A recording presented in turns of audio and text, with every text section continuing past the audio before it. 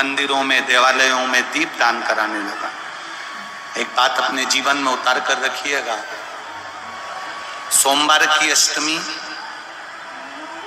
शिवरात्रि या सोमवार, प्रदोष,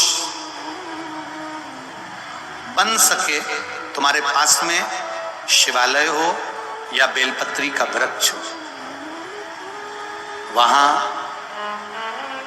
दीप दान अवश्य करना चाहिए। अब एक बात का स्मरण आपको रहे थोड़ा सा, अगर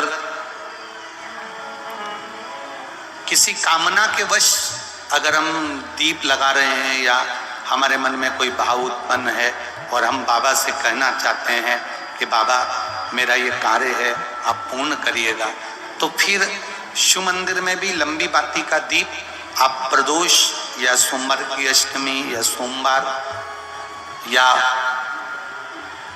आप शिवरात्रि को बाबा से निवेदन कर कर लगा सकते हैं।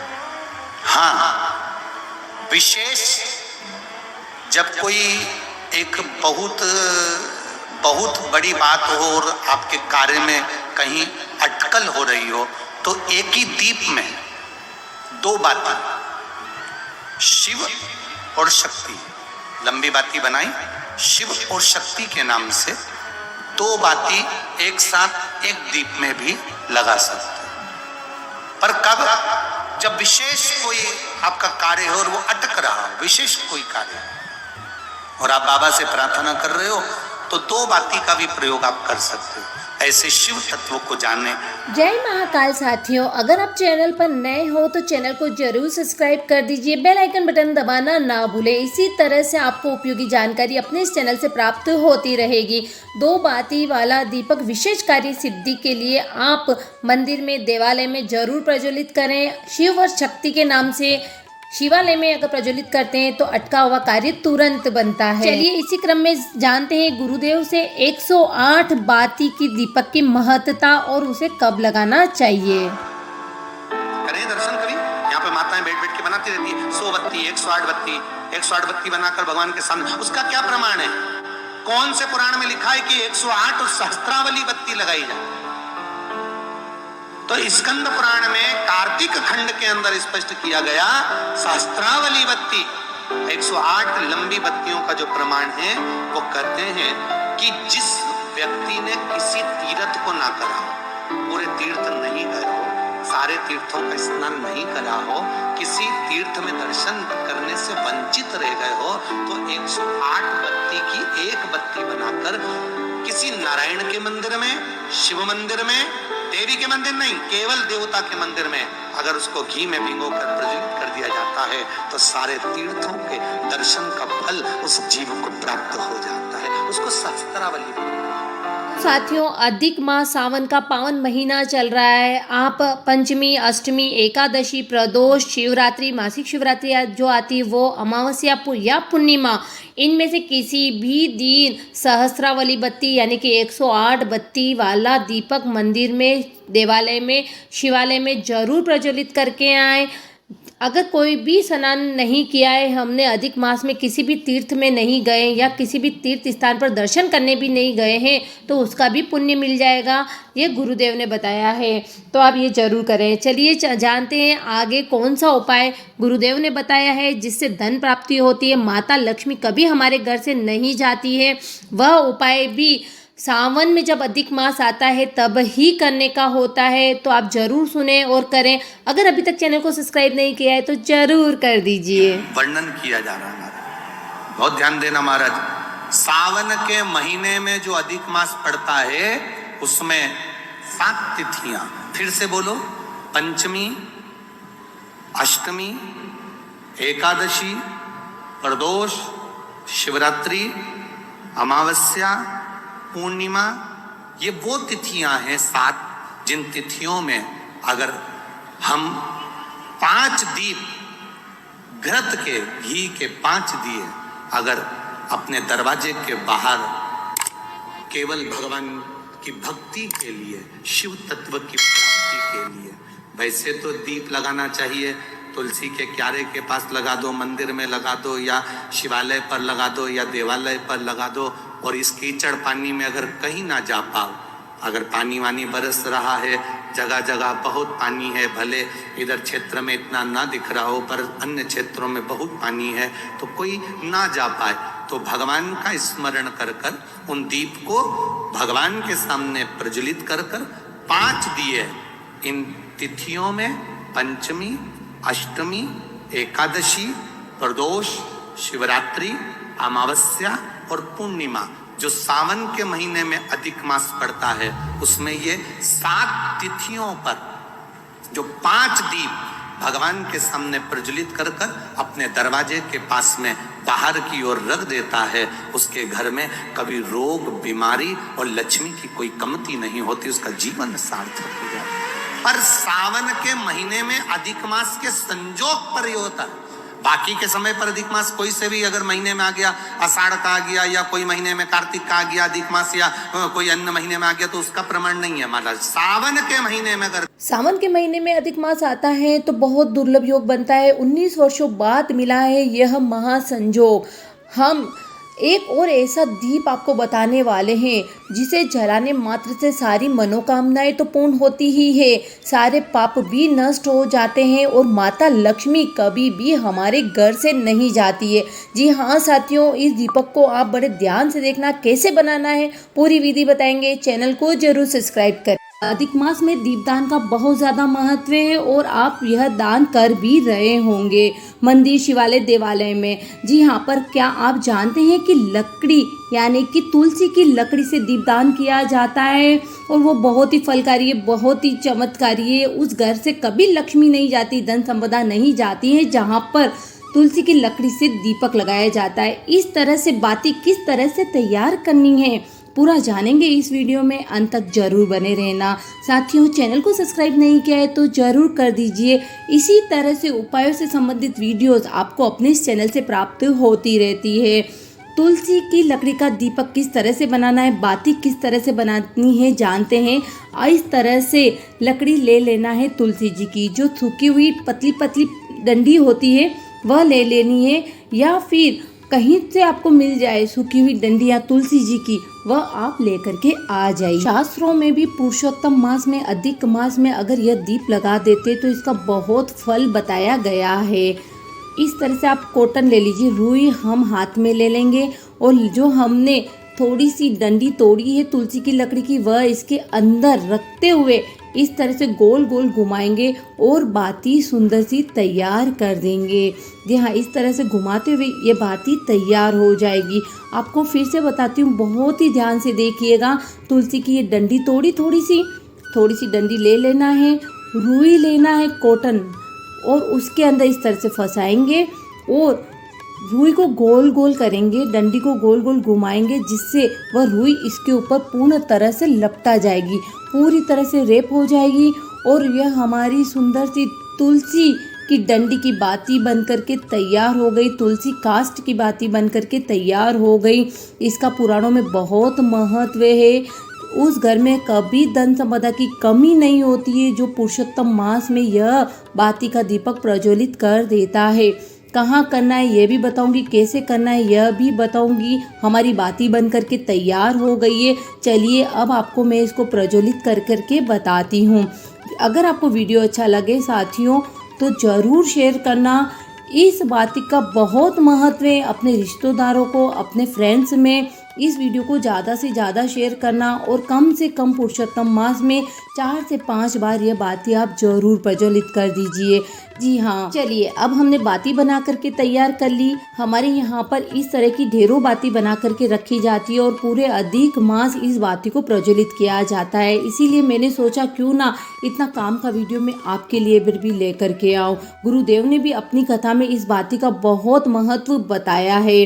चलिए इस तरह से हमारी संपूर्ण बाती बन करके जब तैयार हो जाए, अब बारी आती है इसे प्रज्वलित करने की। क्या करेंगे, गाय का देसी घी लेंगे। जी हाँ साथियों, गाय के देसी घी में इस बाती को भिगोएंगे। भिगोने के बाद इसको अच्छे से, जब ये हमारी बाती भीग करके तैयार हो जाएगी, ये देखिए डंडी भी मैं आपको बता देती हूँ, इसमें लगी हुई है, आपको दिख रही है। इस तरह से हम दीपक लेंगे और उसमें इस बाती को लगाएंगे। आप चाहे तो लकड़ी का जो मिट्टी का दीपक आता है, मिट्टी का, उस दीपक में भी यह बाती लगाई जा सकती है। हमारे पास ये दीपक है इसलिए हम इसमें लगा करके आपको बता रहे हैं। इस तरह से यह बाती प्रज्वलित की जाती है और जब घी में अच्छे से भीग जाए प्रज्वलित कर दीजिए। देखिए कितनी सुंदर सी हमारी बाती और दीपक तैयार हो गया है। ध्यान रखें बहुत ही खास बात का, इसे हम जो लगाएंगे विष्णु स्वरूप मंदिर में लगाएंगे। अगर आपके घर के अंदर विष्णु जी की तस्वीर है, आप वहाँ पर इस दीपक को लगाइए। आप कहीं विष्णु मंदिर में जाते हैं, कृष्ण मंदिर में जाते हैं, आप वहाँ इस बाती को लगा सकते हैं। ध्यान रखें बाकी दूसरी जगह नहीं लगानी है। भगवान विष्णु से झोली पसार करके विनती करें, हे प्रभु लक्ष्मी मैया की हमारे घर में बहुत ज़रूरत है। आप माँ लक्ष्मी के साथ सब परिवार हमारे घर में स्थायी रूप से निवास करें। इस तरह से बोलते हुए रोजाना इस बाती को प्रज्वलित करें, कभी घर से धन धान्य की कमी नहीं होगी। अधिक मास के अंतिम दिन चल रहे हैं और अगर एकादशी से लेकर के अमावस्या तक कोई भी दीपदान कर लिया जाता है तो पूरे माह के दीपदान का फल प्राप्त हो जाता है, तो ज़रूर करें। चलिए जानते हैं सुहागन महिलाओं ने अगर अभी तक सुहाग की सामग्री दान नहीं करी है तो उसे किस तरह से करना है, गुरुदेव ने बहुत ही अच्छे से बताया है, आप जरूर सुने। समाज बांस का जो डलिया बनती है, बांस की जो पिटारी बनती है, उस बांस का जो सुपड़ा बनता है, बांस की जो टोकनी बनती है, जो वंशकार समाज बनाती है, एक कुम्हार बनाता है मट्टी का पात्र और एक वंशकार बनाता है बांस का सामग्री। ये दोनों वंश को बढ़ाने का काम करते हैं।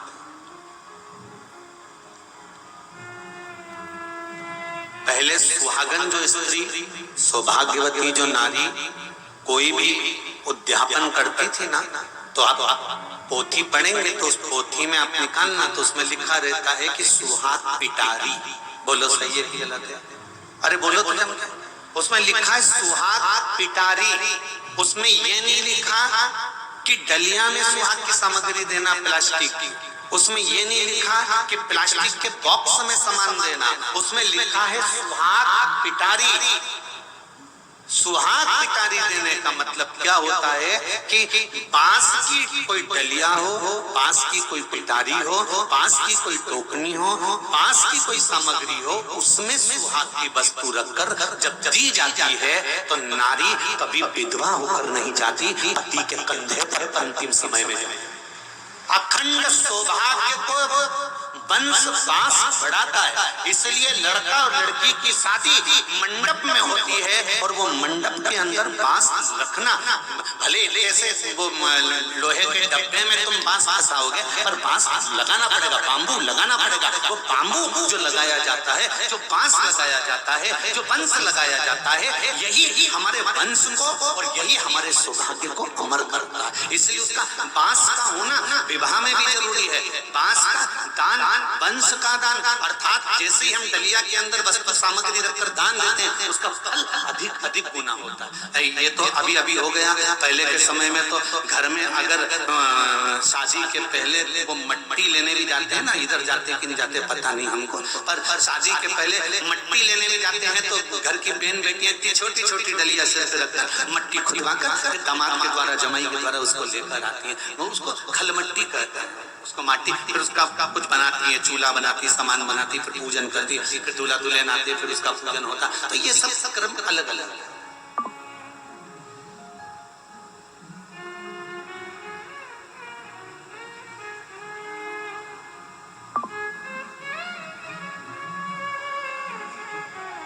प्लास्टिक की डलिया 2 रुपए में भी मिल जाएगी, प्लास्टिक की डलिया 3 रुपए में भी मिल जाएगी, प्लास्टिक की डलिया हल्की से हल्की ले लो 5 रुपए में मिल जाएगी। बांस की थोड़ी महंगी मिलेगी पर सुहाग तो रहेगा। सुहाग को भी तो देखो, सस्ते में क्यों तोल देना सौभाग्य की वस्तु। अब कहते हैं गुरुजी वो बांस की डलिया हम जिसको देंगे वो काम में तो लेगा ही नहीं, वो मर्जी उसकी। तुमने सत्यनारायण भगवान की कथा कराई, पंडित जी ने प्रसाद चढ़ाया, पंडित जी प्रसाद लेके घर गए। तुम ये मन में मत लाओ कि एक कटोरी भरकर चढ़ा दिया, पंडित जी तो पूरा ले जाएंगे, मैंने कपड़े दिए थे, पंडित जी क्या करेंगे, मैंने साड़ी दी थी, पंडित जी क्या करेंगे, मैंने ये सामान दिया था, पंडित जी क्या करेंगे। कभी भगवान के मंदिर में दर्शन करने जाओ तो ये विचार मत लेकर आना कि इतना दान चढ़ता होगा तो महाराज क्या करते होंगे, पंडित जी क्या करते होंगे, इतना डोनेशन आता होगा तो क्या करते होंगे। तुम्हारा काम देने का है, जो ले रहा है उस परमात्मा को हिसाब उसको देना है। तुम्हारा देने का काम दिया और पीछे 33 31 नहीं लिखे, अधिक मास की कथा में लिखे 33 ही क्यों करते, काहे के लिए करे जाते 33 मालपुए। कोई महाराज जी से पूछियो कि भैया 33 ही क्यों, 31 कर दो, 32 कर दो, और मालपुए क्यों, रसगुल्ला कर दो, इमरती कर दो, जलेबी कर दो, पर मालपुए लिखे हैं अधिक मास की कथा में, मालपुए, और वो भी 33, 31 नहीं। अभी तक आपने जितने भी दान करे 21 कर लो, 11 कर लो, 108 कर लो, पर 33 ही मालपुए अधिक मास में। तो अधिक मास की कथा में यह वर्णन किया गया है कि मालपुए इसलिए दान करे जाते हैं क्योंकि मालपुए जब बनाए जाते हैं तो उसमें बारीक बारीक छिद्र हो जाते हैं। जितने मालपुए में छिद्र पड़ते हैं उतने नरकों में हमारे घर के पूर्वजों को जाना नहीं पड़ता और वो परमात्मा के धाम चले जाते हैं। इसलिए मालपुए दान कर जाते हैं। और 33 क्यों, 30 दिन के तो 30, 31वें नंबर का मालपुआ। हमने अगर बेटी के घर का अन्न खा लिया हो, हमने बेटी के घर का अगर भोजन कर लिया हो तो उसका दोष ना लगे, इसलिए 31वें नंबर का मालपुआ दान होता है। 32वें नंबर का मालपुआ हमने ब्राह्मण और गुरु के घर का अगर कुछ खा लिया हो तो उसका दोष ना लगे, इसलिए 32वें नंबर का मालपुआ होता है। 30वें नंबर का मालपुआ हमने किसी के घर का सूतक या सावड़ का खा लिया। सूतक सावड़ जानते हो ना, मरे के बाद में अगर किसी के यहाँ कुछ खा लिया जाए तो सूतक का है, और सावड़ मतलब किसी के बच्चा जन्म ले ले उसके अंतर्गत हम भोजन कर ले तो सावड़ का। हमने अगर सूतक या सावड़ का भोजन कर लिया हो तो हमें दोष ना लगे, इसलिए 33वें नंबर का मालपुआ होता है। ये 33 मालपुए का दान इसलिए करा जाता है कि हम नरकों में ना पड़े, हमारे पूर्वज, हमारे घर के जितने भी पूर्वज गए हैं वो नरक में ना पड़े, इसलिए मालपुए का दान देने से हमारे पूर्वज तर जाता है। मालपुओं का दान 33। तो हर हर महादेव साथियों, अगर आप चैनल पर पहली बार आए हो तो जरूर सब्सक्राइब कर दीजिएगा, बेल आइकन बटन भी जरूर प्रेस करिए। अधिक मास प्रारंभ हो चुका है, आपको याद दिला देना चाहती हूँ कि 33 मालपुओं का दान जरूर और जरूर करें। हर व्यक्ति को 33 मालपुओं का दान जरूर करना चाहिए। 33 मालपुओं का दान करने से अगर हमारे घर के कोई पूर्वज नरक में भी होते हैं किसी कारणवश, किसी कर्म के वश, तो वह भी स्वर्ग को चले जाते हैं, और हमारा जो जन्म चल रहा है, हम जो जी रहे हैं, वह भी हमारा आनंदमय हो जाता है। 33 मालपुओं का दान अधिक मास में जरूर करें। वीडियो को जरूर शेयर करें, चैनल को सब्सक्राइब करें। हर हर महादेव।